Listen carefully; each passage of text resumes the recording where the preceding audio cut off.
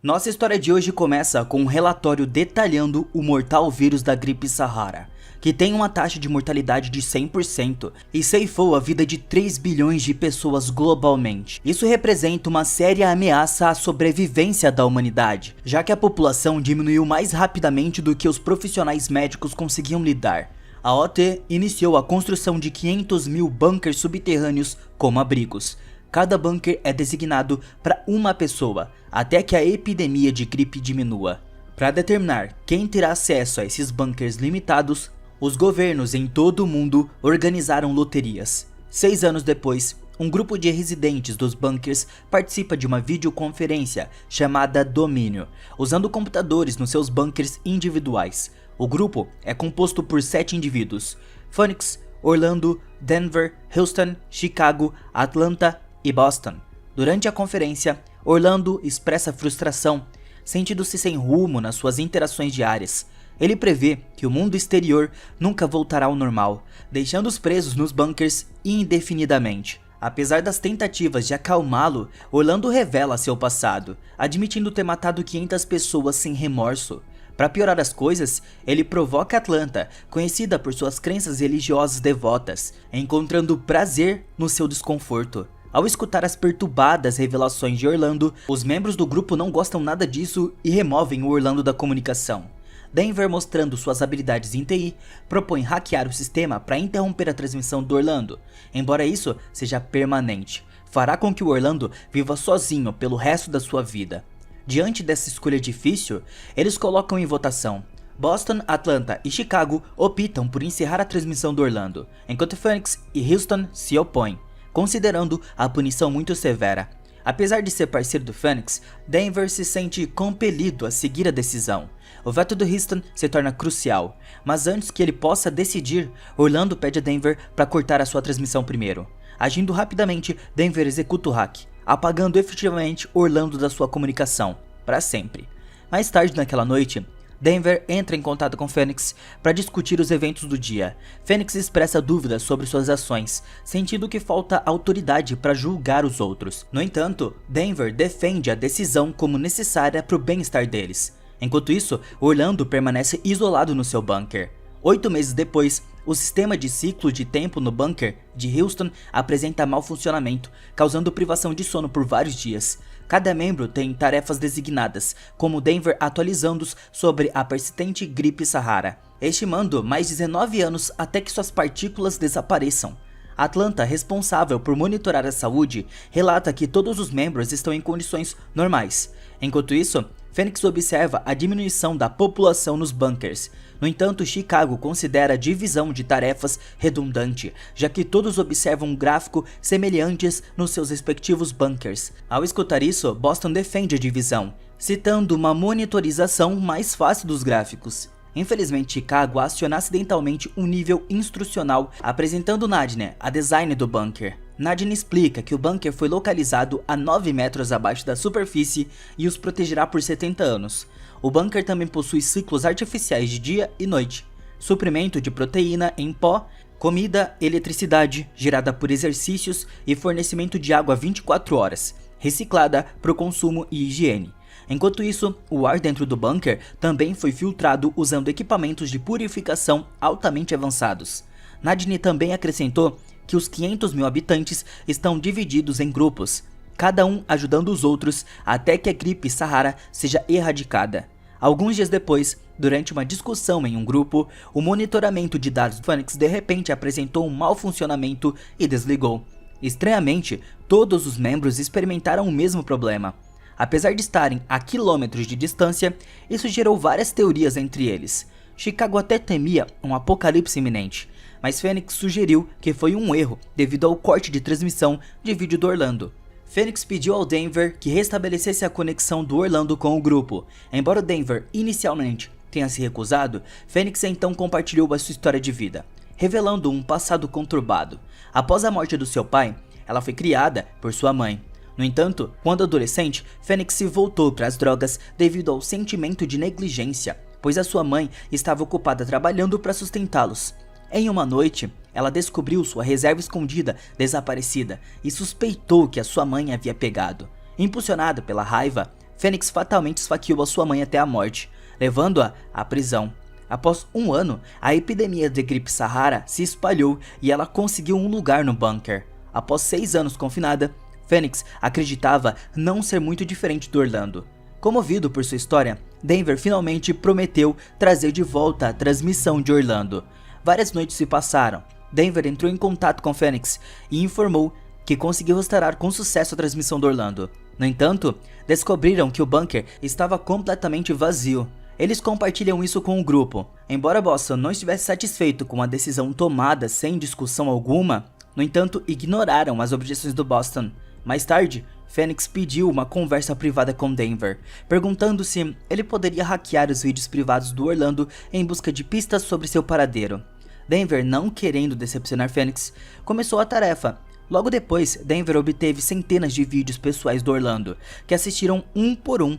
A maioria eram apenas gravações do Orlando se exercitando.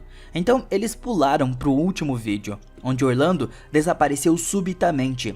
Seus gritos durante o vídeo com defeito os levam a suspeitar que alguém o havia levado. Depois disso, discutiram esse vídeo peculiar com o restante do grupo. Sabendo que Houston começou a pensar que a gripe Sahara foi fabricada para enlouquecê-los, o que levou Fênix a instalar um plano de fuga. No entanto, as palavras do Houston foram devido aos efeitos da sua falta de sono, atrapalhando sua tomada de decisão.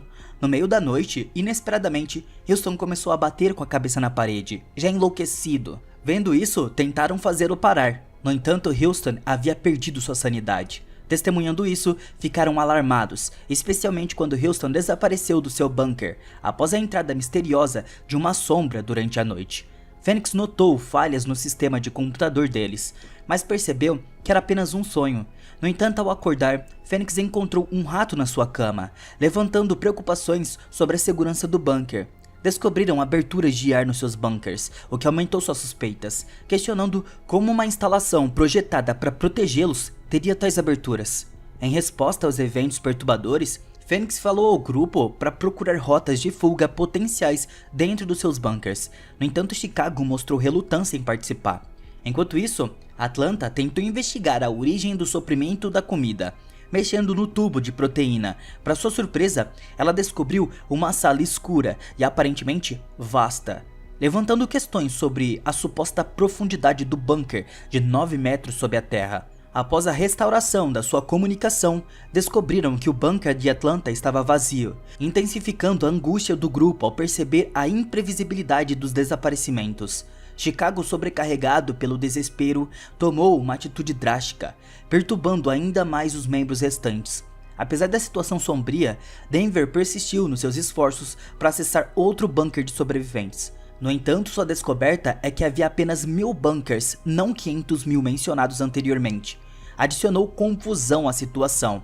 As anomalias persistiram. Fênix mais uma vez propôs um plano de fuga para Denver e Boston. Ela descobriu um cabo ligando a porta do computador, sugerindo que cortá-lo poderia abrir a porta. Apesar das preocupações com os danos potenciais ao sistema de suporte à vida, concordaram em prosseguir. Antes de começar, Denver prometeu visitar Fênix, mesmo que significasse uma jornada de 3.000 quilômetros. Ao cortar o cabo, um alarme soou, sinalizando a abertura da porta. No entanto, do lado de fora, encontraram apenas uma escada, levando a um teto de concreto. Em meio ao desespero, Fênix percebe que a escada era uma porta disfarçada, levando a um corredor com janelas brilhantes. Para sua surpresa, Denver emergiu de uma porta, revelando que estiveram no mesmo prédio por 6 anos, sem saberem um do outro. Boston emergiu de uma outra porta, confirmando ainda mais o espaço compartilhado. Explorando o prédio, descobrindo portas numeradas, finalmente, ao saírem, sentiram a luz do sol após anos de confinamento. Intrigada, Fênix subiu as escadas para uma vista melhor, encontrando tudo aparentemente normal, com um tráfego movimentado abaixo. Ao avistar 2 policiais uniformizados de guarda, Fênix rapidamente se escondeu, percebendo que poderiam estar bloqueando a saída. Boston desviou a atenção deles, permitindo que Fênix e Denver escapassem. Pouco depois, entraram em uma sala semelhante a um escritório, onde Denver descobriu uma foto do grupo na parede, fazendo Fênix a sair imediatamente. No entanto, sua fuga foi interrompida por Nadine, que apontou sua arma e acusou Denver de ser perigoso. Fênix exigiu respostas de Nadine, que revelou que eles faziam parte de um experimento em uma prisão especializada para pacientes mentalmente perturbados. Nadine revelou que apenas 100 prisioneiros estavam no bunker, incluindo ela mesma. Cumprindo uma sentença, os luxuosos arredores tinham o objetivo de dar a eles esperança e apagar o seu passado. 6 anos antes, foram drogados e transferidos para o bunker. Nadine então esclareceu que a gripe Sahara foi fabricada com relatórios de televisão adaptados para os internos. Fênix questionou por que estavam sendo forçados a sair dos bunkers, e Nadine explicou que a remoção de Orlando do grupo levou ao vazamento do seu vídeo online, gerando revolta pública e o encerramento do projeto. Consequentemente, os presos tiveram que ser evacuados, enquanto modificações eram feitas no bunker. O bunker passou por modificações para garantir que os pacientes mentalmente doentes tivessem liberdade mínima e vivessem em desconforto. Ao saber disso, Fênix fica curiosa sobre por que estavam confinados ali. Nadine então revela a história do Orlando como um criminoso habitual, o envolvimento de Houston em vários assassinatos como membro de gangue, o ato trágico de Atlanta de matar seus filhos devido à depressão, o padrão de assassinato de parceiros de Chicago, o passado do Boston como assaltante de banco que traiu seus próprios irmãos, e o registro perturbador do Denver como um perseguidor online que matou várias mulheres com quem namorou. Essa revelação perturbou profundamente a Fênix, percebendo que o Denver apenas fingiu amá-la. Pouco depois, vários policiais chegaram e o subjugaram. Ao acordarem, Fênix e Denver se viram confinados juntos na mesma sala. Denver confessou ser rotulado como sociopata e não pode justificar suas ações de matar 11 mulheres com quem namorou. Ele admitiu ver a Fênix como especial, mas reconheceu que nunca poderia tê-la como desejava, sugerindo que não havia mudado durante seus 6 anos na prisão. Infelizmente, sua conversa foi abruptamente interrompida quando os policiais os escoltaram para fora. De volta ao corredor, Orlando continuou seus ataques verbais. Inesperadamente, Orlando atacou um dos policiais ao ter as gemas removidas, resultando na morte do oficial. Em resposta, outro policial prontamente atirou e matou no Orlando. Após esse incidente, os 5 presos restantes foram devolvidos aos seus respectivos bunkers, que não eram mais tão luxuosos quanto antes. E então, tudo é finalizado.